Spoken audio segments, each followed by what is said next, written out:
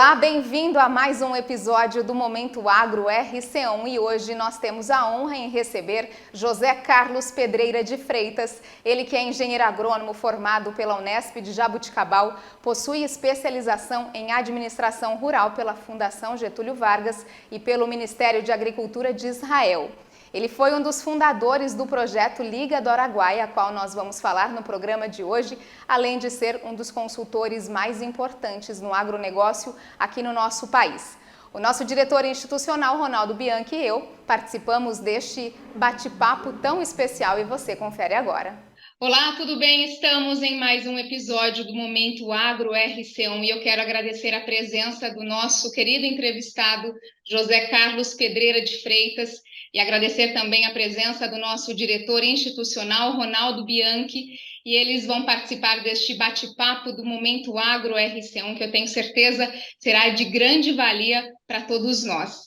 Eu começo agradecendo pela sua participação, Pedreira, e já te peço para contar a sua trajetória aqui para a gente no Momento Agro RC1.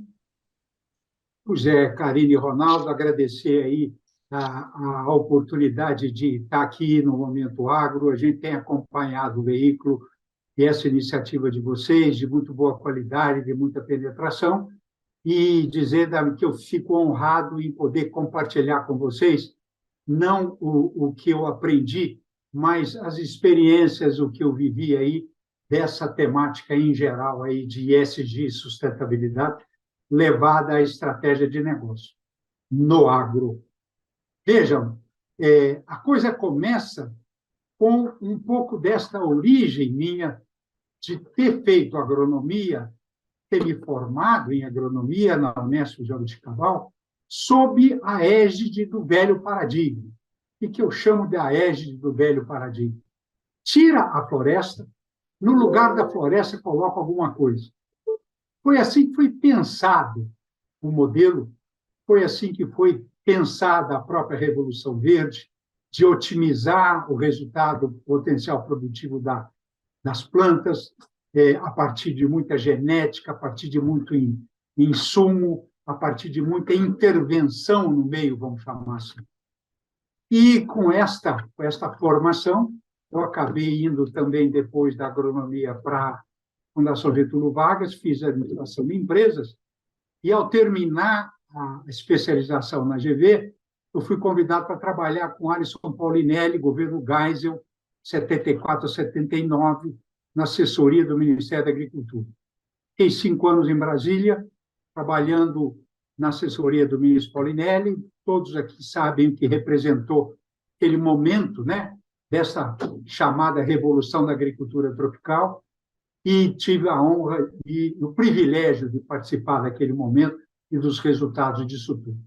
Terminei o ministério, passei um período de 1 ano em Israel, olhando um pouco como é que se organiza a produção agropecuária, os produtores em Israel, e fui abrir fazenda nos anos 80 em Centro-Oeste, principalmente Rondônia e Amazonas, Mato Grosso e Amazonas. Como eu tinha que me financiar, eu passei a fazer consultoria nessas regiões para grandes empresas e cooperativas que faziam colonização e reforma agrária. Na medida em que eu, então, da minha experiência de Israel, ajudava essas empresas a promover colonização e assentamento naquele statement do governo militar de integrar para não entregar, aquela pleiade de gaúchos, mineiros e tal, subindo para ocupar o Centro-Oeste, eu fui abrindo fazendas, algumas próprias, algumas de terceiros, eu participando. Plantei cacau em Rondônia, seringueira, no Amazonas. Vivi 22 anos por conta deste velho paradigma. Isto é, derrubava a mata, colocava no lugar da mata alguma coisa, ou seringueira, ou cacau, ou café. E vivi esse difícil aprendizado que me mostrou o seguinte: tem alguma coisa que está dando errado. Não está dando certo esse modelo que nós exportamos daqui do sul para lá. No cacau veio a vassoura de bruxa, começou a derrubar as plantações de cacau, um fungo. Na seringueira veio o mal das folhas, a Phytophthora microcíclica, que acabou com os seringais de cultivo. Por quê? Porque nós arrancávamos a floresta, nós destruíamos a floresta, e aí colocávamos lá, na marra, uma monocultura, um monocultivo. Isso coincidiu mais ou menos com o momento da ECO 92, Conferência dos Movimentos Sustentáveis, que meio que colocou em discussão, né, Ronaldo, esse paradigma de desenvolvimento sustentável. Afinal de contas, o que é isso? Né? Que é aquela velha história da definição da Comissão Brundtland, que é o desenvolvimento que eu atendo minhas necessidades hoje, sem comprometer a possibilidade das gerações futuras de atender a delas. Vocês viram hoje o relatório que já saiu da ONU em relação ao atingimento daqui a 5 anos de 1,5 grau de aumento do planeta, da temperatura do planeta Terra. E aí, em 92, a partir então daquele divisor de águas, eu falei, bom, gente, não dá mais para fazer como eu vinha fazendo. Não dá para nós fazermos como nós vínhamos fazendo. Arranca a mata, arranca a floresta, coloca uma monocultura, enche de veneno, enche de transgenia, enche desse série de coisas. Nós temos que encontrar uma maneira mais sustentável. Mas, gente, eu estou falando de 1990, esse negócio tem 30 anos, e nós não sabíamos, como ainda não sabemos exatamente, como é que a gente poderia trabalhar esses novos conceitos, que hoje resultaram naquilo que é comumente, mais atualmente chamado de sustentabilidade, ESG, agricultura regenerativa, agrofloresta, sistemas agroflorestais, são modelos que tentam conciliar a produção com a conservação. O material que eu mandei para você, Karina, um dos vídeos que eu mandei, eu trato, viu, Ronaldo, um pouco de um conceito que eu insisto muito, que é o conceito de que a fazenda é um todo. A fazenda não é área de cultivo, a fazenda não é área de agricultura, é de área de pecuária. A fazenda é a pecuária, a agricultura, é a mata, é a vegetação nativa, são os rios. Fazenda é aquele conjunto de ativos que estão conectados entre si, que trocam serviços entre si. Os velhos e propalados serviços ambientais. Uma área de mata dentro de uma propriedade está gerando biodiversidade, está gerando polinização, está gerando água, e ela está, então, gerando serviços para as demais áreas da propriedade. Qual é que é, então, o desafio? Como é que eu olho essa fazenda de uma maneira ampla, de uma maneira reconhecendo que a fazenda é um todo? E como é que eu conecto esses ativos, representados hoje, principalmente, pelos 3 ativos ecossistemas principais: carbono, água e biodiversidade. E, a partir dos últimos 20 e poucos anos, eu me dedico à minha empresa, com a minha empresa, a auxiliar empresas do agro a trazer ESG, sustentabilidade, para dentro da estratégia de negócio. Pedreira, você acha que o governo tem consciência, o governo, eu digo, estadual, municipal, federal, a entidade, Estado, tem consciência que ele deveria liderar o processo do ESG, não só porque ele busca o bem geral, né? E as empresas também não querem destruir, mas também elas dependem, nem todas são legitimamente e têm correção no trato, né? Mas o Estado tem obrigação.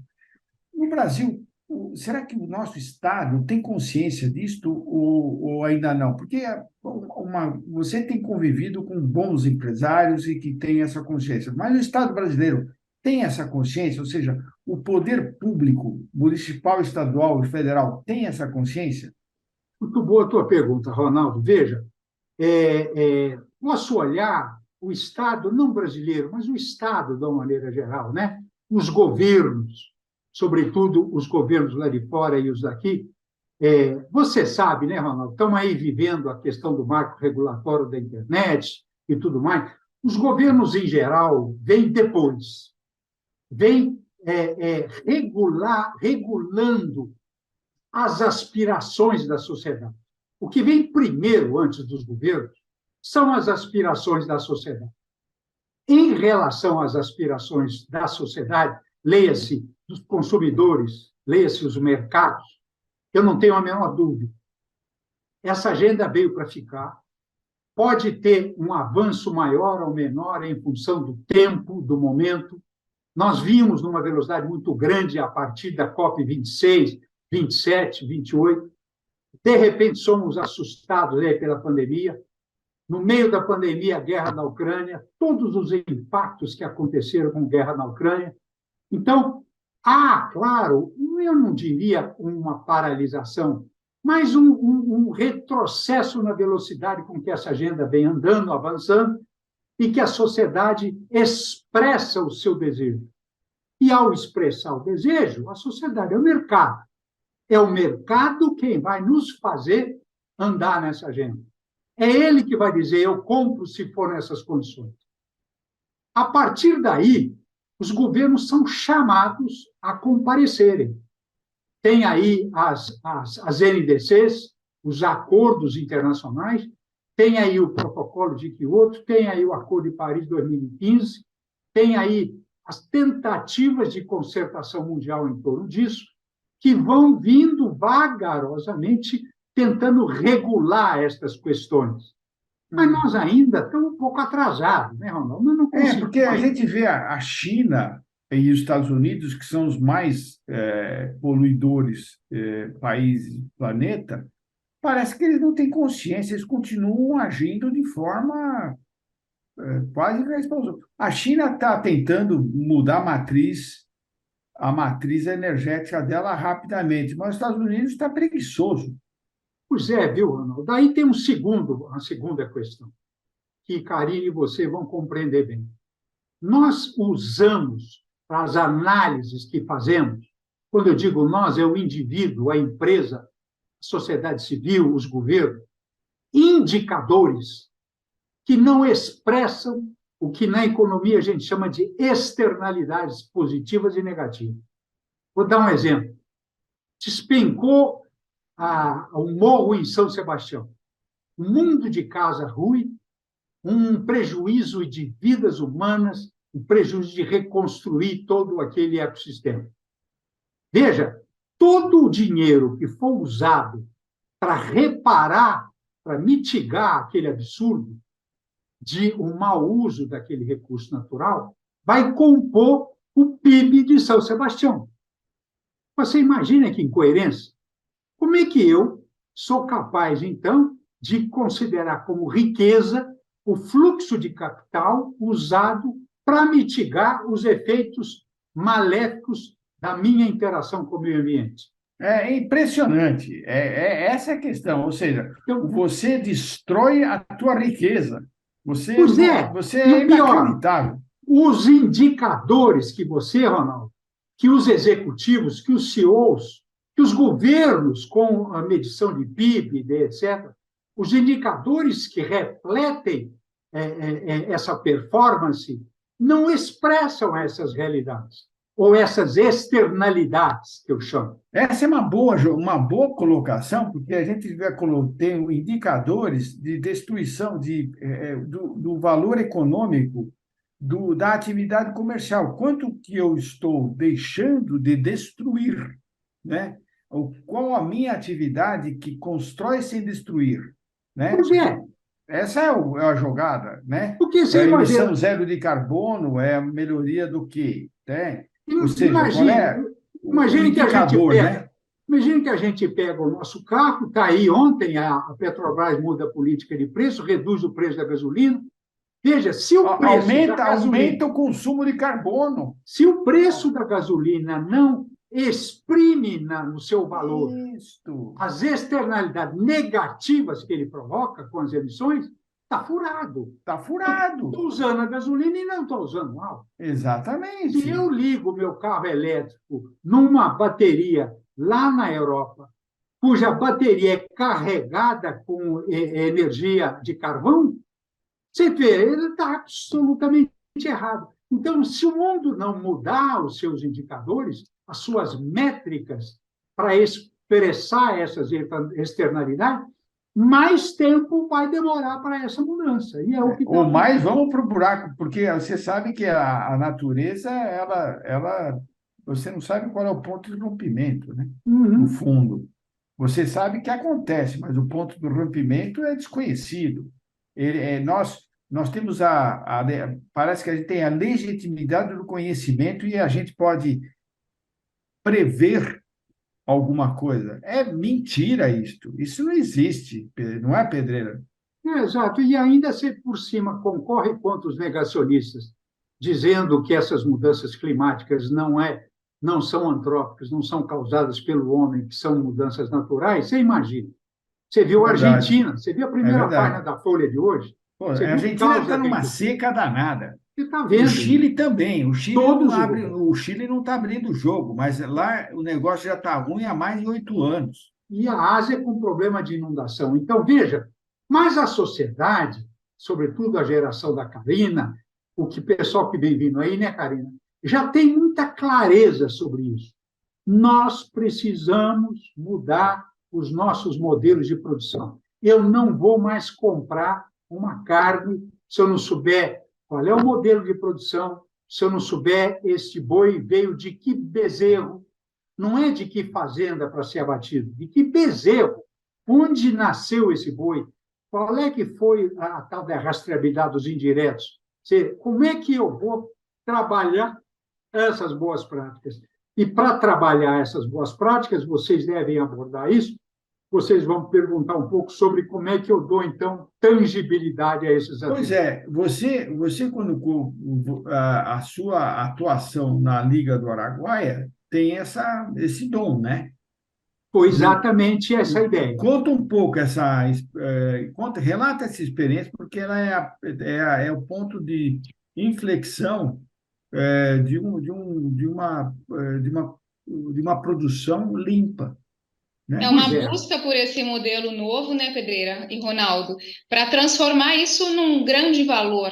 É algo que isso. realmente as gerações que vêm até depois de mim, é essa preocupação mesmo. O que eu estou comendo, de onde vem, e não é só isso, né? O que eu estou usando, a roupa que eu uso, não é só no alimento, mas é realmente tudo tem um valor agregado e isso faz parte do nosso pensamento hoje em dia. Então, conta do Exatamente, Karina. Araguaia, conta a Liga do Exatamente, Araguaia, Karina. Veja, um Ronaldo, momento épico. em 2013, 2014, eu fui contratado pelo Grupo Roncador como consultor para essa área de ESG do Grupo Roncador, para ajudar o grupo a entrar um pouco nessa agenda. Por onde entrar? Eu costumo dizer sempre, viu, Karina e Ronaldo, a minha ação é tirar essa discussão de ESG da coluna do passivo e levar para a coluna do ativo. Isso aí não é ônus, isso não é prejuízo, isso é vantagem se eu te usar isso de uma maneira inteligente.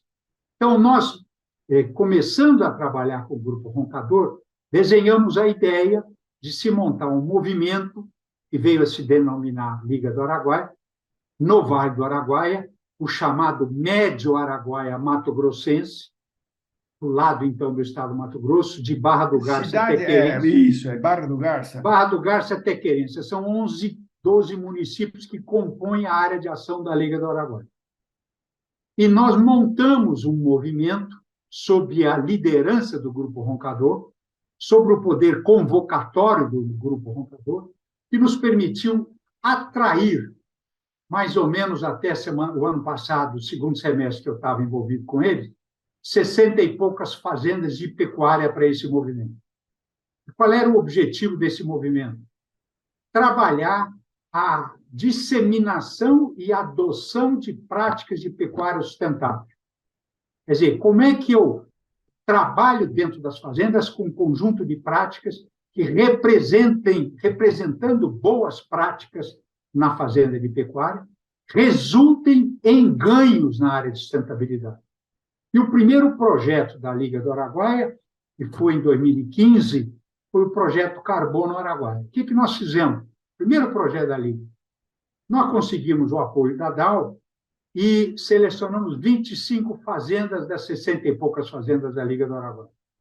Nós pegamos 80 mil hectares de pastagens dessas 25 fazendas e medimos a emissão de carbono destas fazendas no momento zero. Essas 25 fazendas estão emitindo quanto hoje de carbono? E aí, nós monitoramos durante 5 anos o que representaria o efeito da melhoria dessas pastagens, da redução da idade de abate, na redução de emissões de gás carbônico. Nós estamos falando de fotossíntese, nós aprendemos isso na escola, como é que a planta respira, tira CO2 da atmosfera, remove CO2 da atmosfera e libera oxigênio. Cada vez que eu melhoro o meu pasto, que eu reformo, que eu intensifico, eu estou removendo CO2 da atmosfera. Ao remover CO2 da atmosfera, eu estou neutralizando as emissões do meu sistema produtivo. Quais emissões? As emissões entéricas dos animais, de metano, as emissões das operações agrícolas, com combustíveis fósseis, e as emissões dos insumos que eu utilizo. Eu utilizo calcário, o calcário emite. Utilizo adubação nitrogenada, ela emite. Então, eu, de um lado, coloco a coluna de emissões e, do outro lado, a coluna das remoções. E comparo uma com a outra. Com metodologia internacional, GHG Protocolo Agrícola, com uma validação internacional do BERRA, um conjunto aí de cuidados para que esse resultado que eu vou medir seja validado e certificado. E nós trabalhamos com a Liga do Araguaia esse primeiro projeto durante 5 anos, ao final dos quais, em 5 anos, nós conseguimos reduzir as emissões dessas fazendas em aproximadamente 300 mil toneladas de CO2 equivalente. CO2 equivalente é uma medida para expressar os diferentes gases de efeito estufa. É carbono, é metano, é nitrato, então eu vou jogando tudo numa mesma unidade e eu posso comparar. Quando nós estávamos com esse projeto andando, alguém disse o seguinte: bom, veja, se eu voltar daqui a 5 anos e essas fazendas não performarem, não implantarem suas reformas de pastagem, redução da idade de abate, se eu abato o boi mais cedo, ele vai emitir menos tempo, vou ter redução de emissões, e se elas não performarem? E aí nós fomos atrás de parcerias para apoiar essas fazendas nessa agenda, aprender a fazer regularização ambiental, intensificação de pastagens e tal. O SEMOS é The Nature Conserve, o CTNC, e durante 3 anos trabalhou conosco no segundo projeto da Liga do Araguaia, que é apoiar o pessoal, as fazendas em regularização ambiental e intensificação sustentável. Estávamos andando, alguém disse: mas peraí, eu preciso de um sistema de MRV, monitoramento, relato e verificação. Eu preciso demonstrar essas boas práticas. Nós fomos atrás do Imaflora, montamos um projeto com o Imaflora, Garantia Araguaia, 142 quesitos são aplicados em cada uma das fazendas durante uma vez por ano, em que as fazendas comparam a performance dela em relação às suas vizinhas nos quesitos de ESG e sustentabilidade. São 142 perguntas em governança, qualidade de produto, ambiental, social, econômica, etc. Quando nós estávamos andando, alguém falou: peraí, mas esse protocolo Garantia Araguaia precisa pensar em carbono.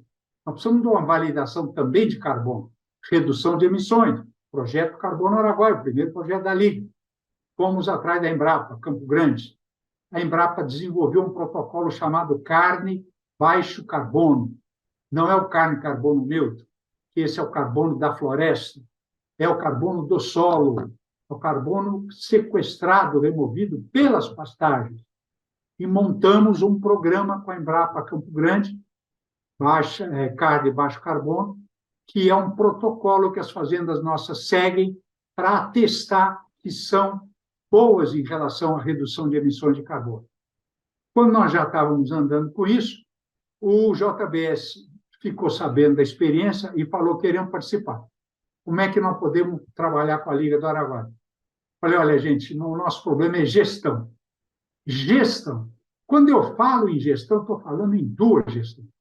Estou falando em gestão da produção, estou falando em taxa de desfrute, descarte, rendimento, ganho de peso, etc., etc. E estou falando em gestão de boas práticas.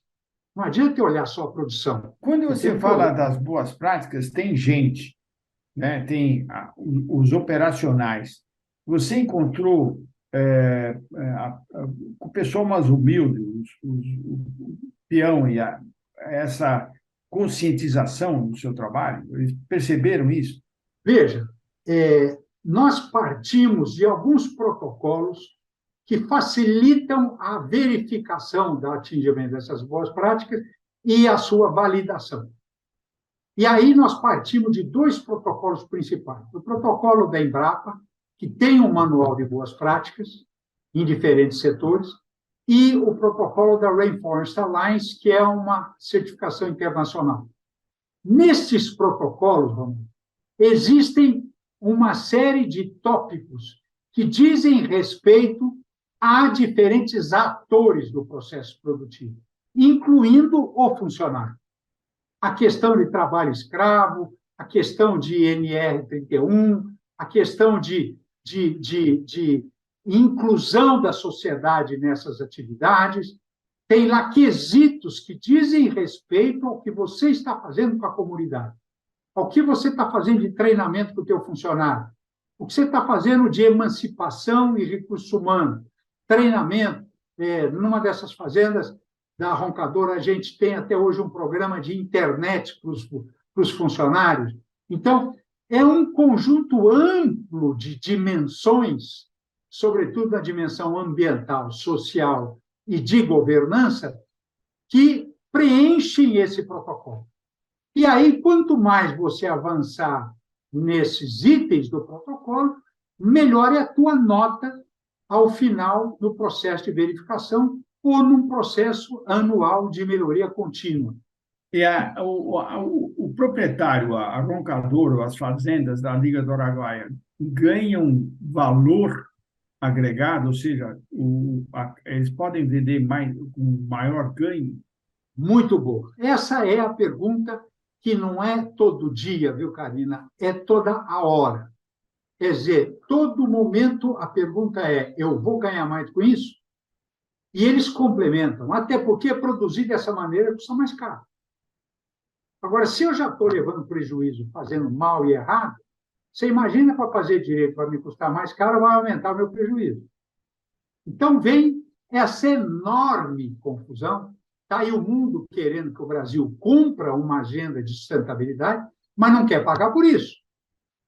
O Brasil, que avança no Código Florestal, que coloca 25% das áreas de preservação dentro das propriedades, com reserva de 80%, de 35%, de 20%, e o mundo diz: não, peraí, a reserva legal não vale para crédito de carbono. Mas por quê? Porque é obrigatório. Mas é obrigatório no Brasil. O mundo inteiro não tem Código Florestal. Ah, não, mas aí vocês fizeram, nós não contamos o carbono, que isso aí é legal. Parece a história do lobo mau, né? Que é comer a ovelha de qualquer jeito, e conta Mas qualquer não é, não? história, né? Então, Ronaldo, é difícil, por quê? Porque eu vou para o frigorífico e digo: olha, eu vou fazer isso aí, eu vou adotar essa agenda, vou controlar carbono, vou fazer boas práticas, vou reduzir idade de abate, vou fazer rastreabilidade do meu indireto, do bezerro. Agora, você me paga mais por isso?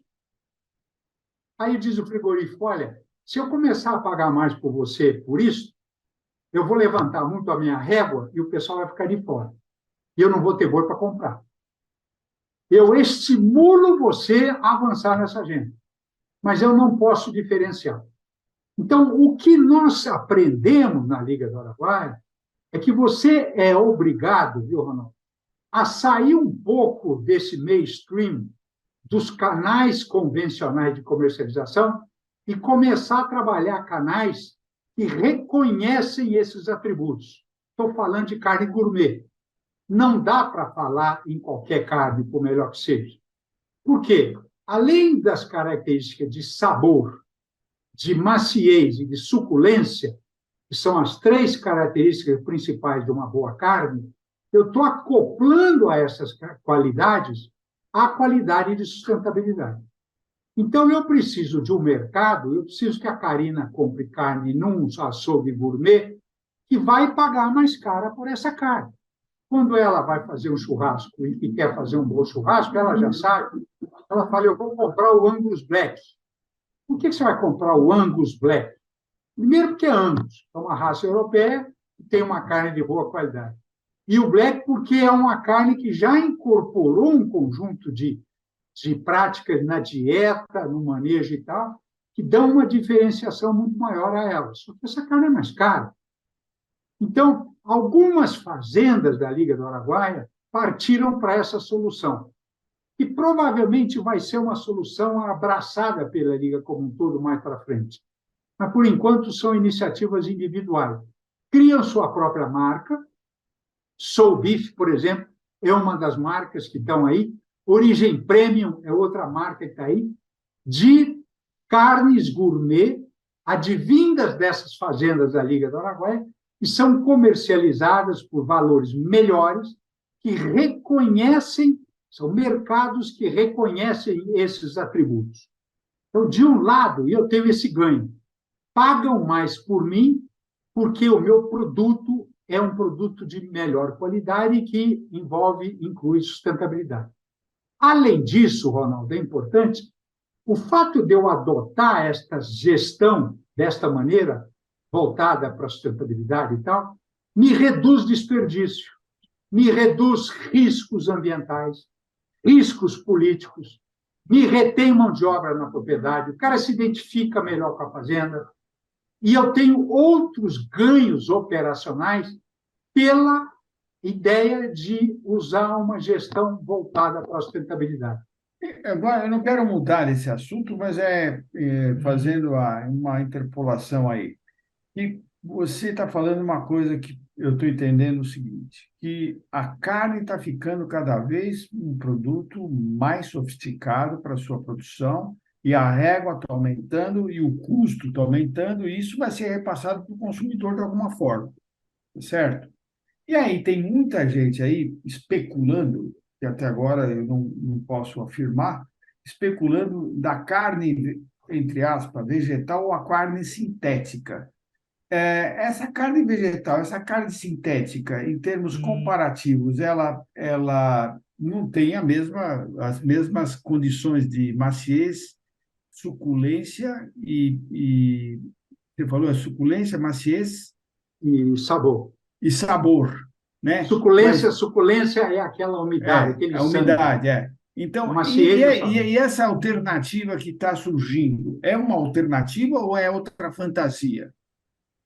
Ronaldo, eu vou dar a minha opinião. Veja, não há como você ofertar proteína para uma população de 9,5 bilhões de pessoas na velocidade no hábito alimentar que requer, se não for através da proteína animal. Esquece. É suíno, é aves, é boi, e não adianta os veganos, os vegetarianos e todos os nossos queridos amigos serão sempre um nicho, será sempre um pedaço do mercado. Você tem uma ideia, nós exportamos 25% da carne que a gente produz, 75% está aqui no Brasil, e desses 25%, 42% vai para a China. Se a China aumentar o consumo per capita dela, o consumo médio hoje no mundo é de 16 quilos por habitante ano, o Brasil consome 30 quilos por habitante ano, a China consome 8. Se a China aumentar 1 quilo por habitante ano o consumo de carne, isto é a nossa exportação. Nós não conseguimos atender a China. Então, tem um mercado ainda para crescer a exportação de carne quase infinito. Agora, essa régua, ela vai caminhando, mas vai caminhando sem comprometer a cadeia de suprimento. Os caras vão ter que continuar comprando boi para entregar. E o fazendeiro vai ter que continuar produzindo boi para entregar para o frigorífico. Então, este mercado vai continuar crescendo na velocidade que ele vem crescendo, que é brutal, com os quesitos de qualidade vagarosamente aumentados em relação a essa regra. Agora, nesse ínterim, essa geração nova que está vindo aí está colocando esses novos paradigmas. E aí criou o plant-based, aí criou o hambúrguer verde, e aí criou tudo isso que a gente está vendo. Eu não tenho dúvida de que vai continuar existindo um espaço, ou melhor, vai continuar existindo, não, vai existir um espaço para esses produtos plant-based, que eles chamam. Vai existir um espaço para alimentação a partir de plantas, somente. Mas ele é mais caro do que muito mais caro. Efeitos do ponto de vista de emissões ainda pouco conhecidos, que são processos industriais, entendeu? Nós temos uma produção a pasto, tropical, de proteína animal, que o mundo inteiro não tem. Confina o animal quando nasce e só tira ele do confinamento quando ele é abatido.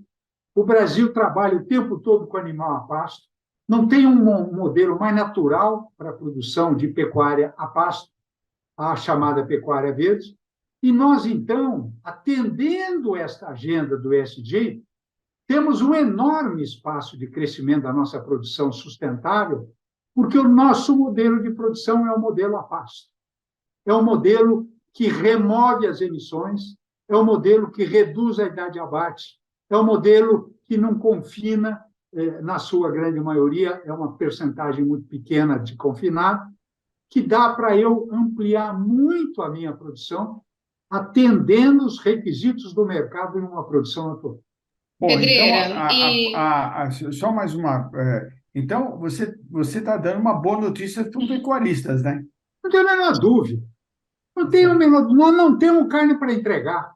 Nós não temos carne para entregar. Você está vendo aí o impacto que a China. Toca aí. Eu ia perguntar para o Pedreira justamente isso, como que ele vê o futuro dessa agenda ESG no agro? Pois é, veja, eu vejo de duas maneiras. A primeira maneira é que nós acabamos de falar, que são os tais indicadores.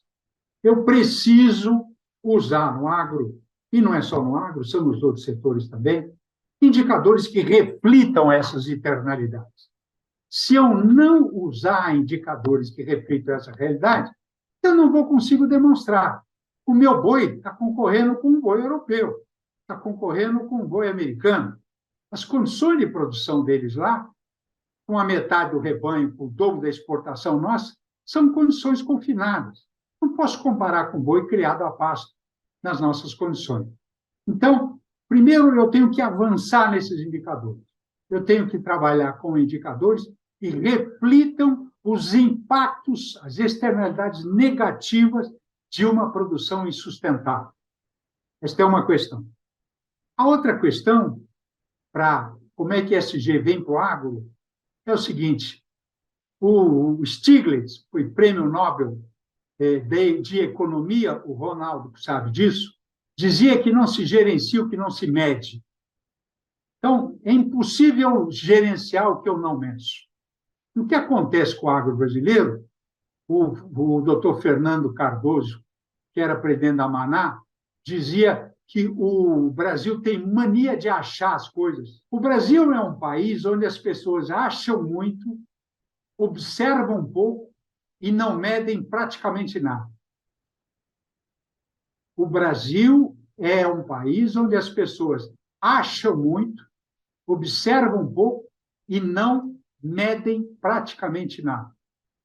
Imagina só o que o Fernando está dizendo. E então, o segundo pedaço da pergunta sua, pergunta qual foi?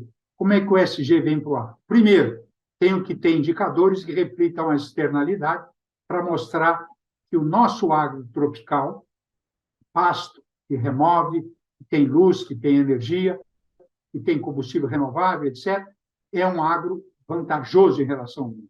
Segundo, eu tenho que indicar esse meu atributo, eu tenho que medir isso. Ah, porque eu sou bonito, porque o meu pasto remove. Tá bom, você mediu isso? Que metodologia? Você verificou isso? Você certificou isso? Ah, porque eu tenho reserva legal nas propriedades. Tá bom. Aí, por acaso, você fez o CAR? Ah, eu fiz. Alguém certificou o teu CAR? Não. Está parado lá na SEMA. O governo não valida o cadastro ambiental rural no Brasil. Então, como é que você está dizendo que você tem isso tudo de reserva legal e APP se não tem um processo de validação ainda? Ah, não, mas eu estou trabalhando com cuidados na área trabalhista. Tá bom, como é que você está trabalhando se tem 365 apreensões de trabalho análogo à escravidão nos últimos 3 meses?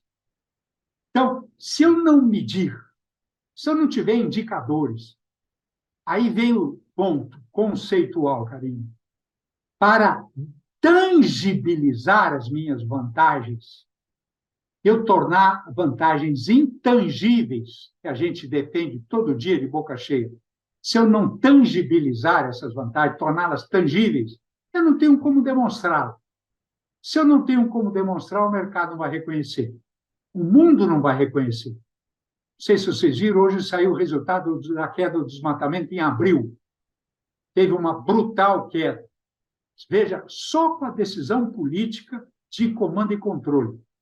O governo que acabou de chegar, não consegue operar nada, o governo tem uma incompetência que vocês sabem como é, mas que está numa agenda correta, em 3 meses conseguiu uma queda vertiginosa nos sinais de desmatamento do mapeamento.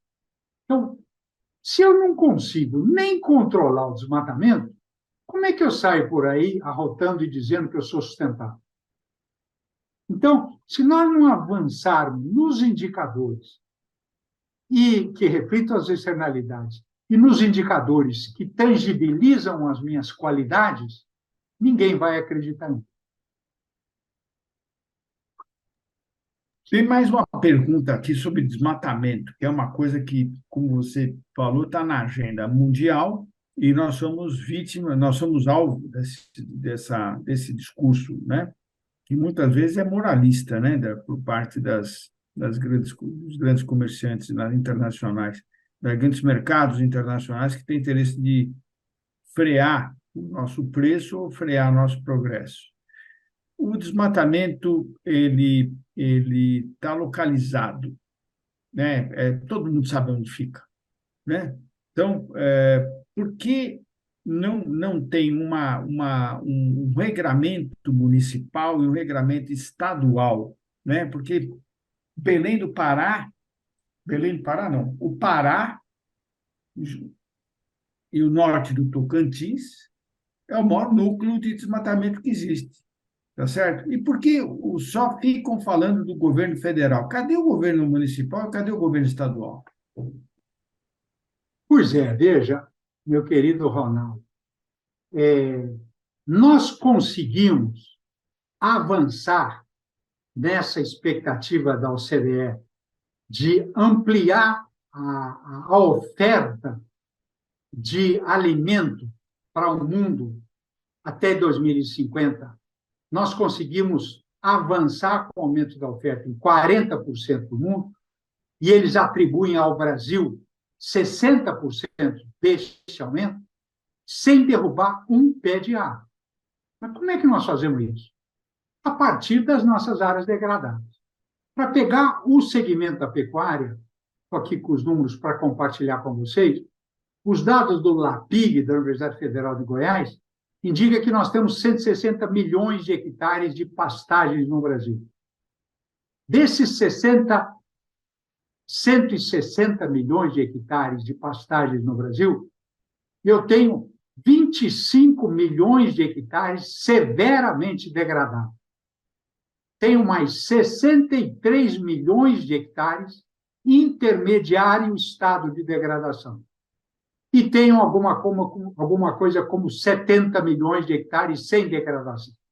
Então, dos 160, vamos dizer, metade, para ser mais exato, 89 milhões de hectares são áreas de pastagens degradadas. Dos 89, 63 intermediário de degradação e 25 milhões de hectares severamente degradados. Para a Karina ter uma ideia, Ronaldo, você talvez tenha melhor essa ideia, do que representa isso, Karina.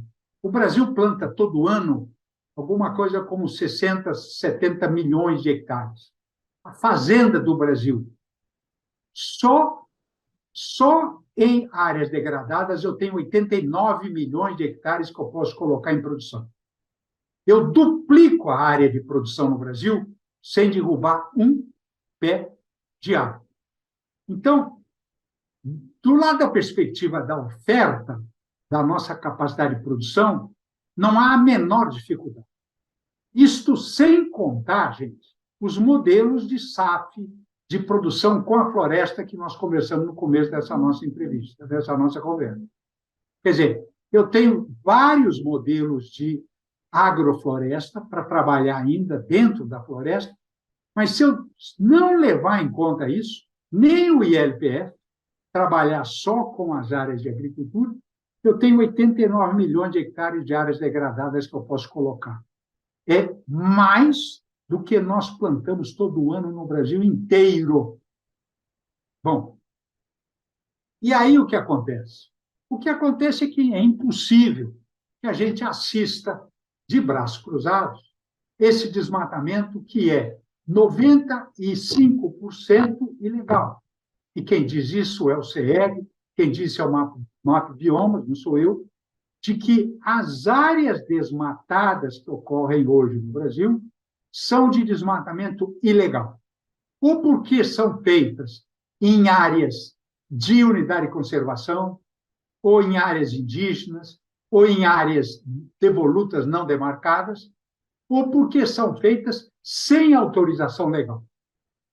Então, se é um desmatamento ilegal, não é um problema de polícia, não é um problema de política, é um problema de polícia. Vai lá e prende o sujeito que está desmatando. É ilegal. Agora, se eu tiro esse desmatamento ilegal, vamos de novo olhar alguns números. Ou não, só na Amazônia brasileira, eu tenho 18 milhões de hectares de excedente de reserva legal.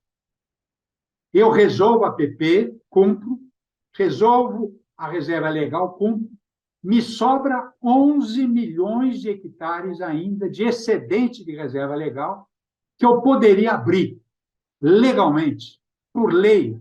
A lei me faculta isso. Se desmatar 11 milhões de hectares de vegetação nativa vai promover emissão, e se isso é ruim para o mundo, para o planeta e para nós, é muito justo que eu encontre um mecanismo de compensação. O sujeito pode derrubar para plantar.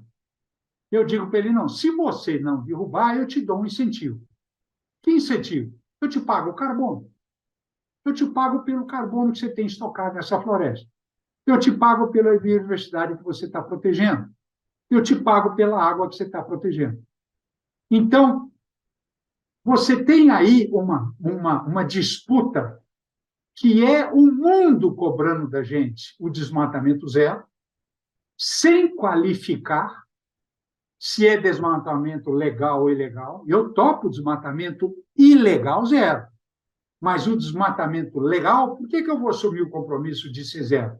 Se ele é legal, se ele é permitido, por uma legislação que vocês não têm no mundo, e nós temos. Eu já sou sacrificado. Minha fazenda na Amazônia só pode abrir 20% da fazenda. 80% não pode. Os 20% que sobram, você não me deixa desmatar, mesmo que seja legal? Você vai fazer um boicote à minha produção, saída dessa área de 20%, mesmo que sendo legal? Então, me dê um incentivo na forma de PSA, de pagamento de serviços ambientais, e eu não vou desmatar. E essa é a briga, essa é a discussão do Brasil com o mundo, que faz disso, né, Ronaldo? Aí vem no ponto que você colocou, barreira protecionista.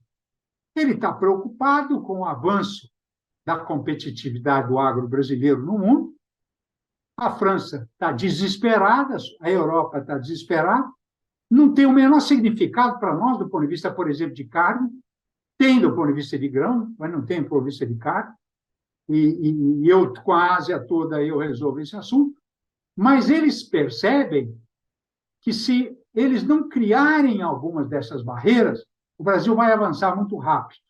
E aí começa, vai ter que provar que não é área oriunda de desmatamento. Está aí a nova regulativa europeia que saiu agora.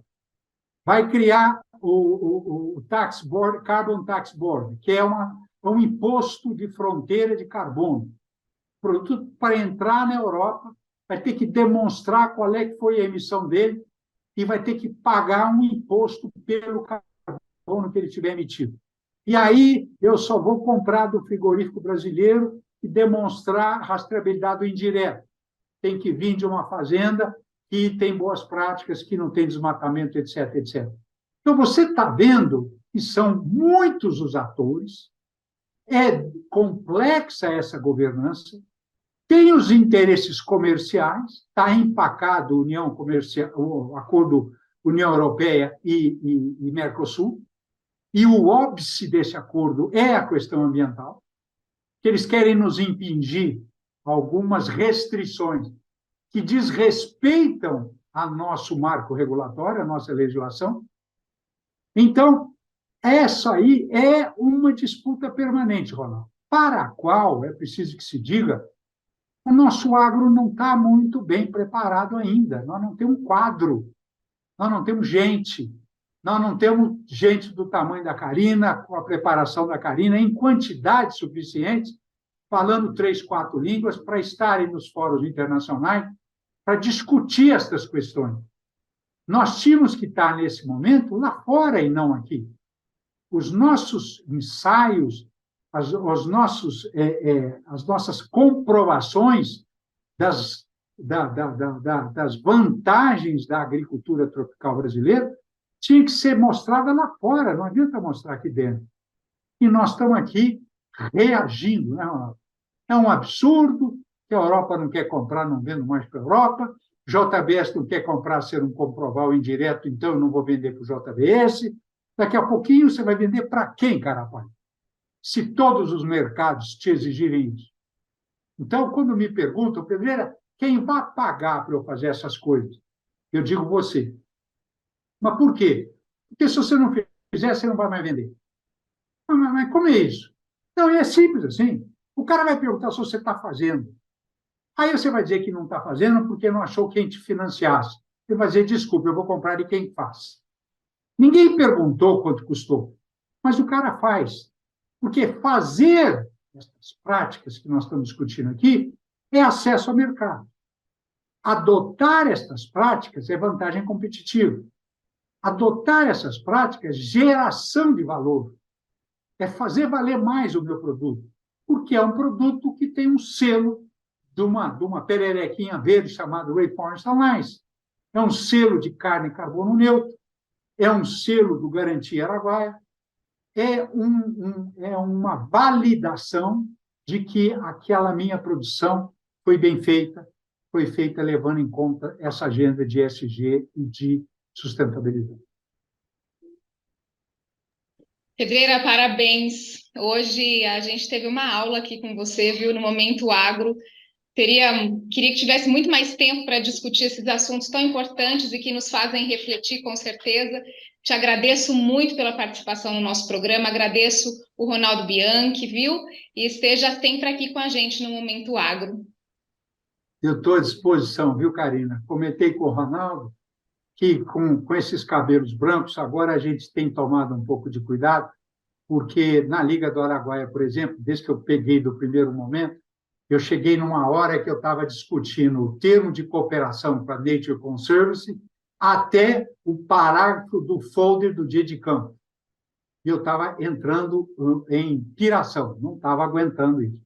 E passei, então, com os ensinamentos que eu e o Ronaldo tivemos lá no IBGC, de formação de conselheiro de administração, a atuar com empresas da cadeia produtiva do agro para ajudá-los a trazer para a estratégia de negócio esta agenda de ESG e sustentabilidade. E é esse hoje o meu trabalho.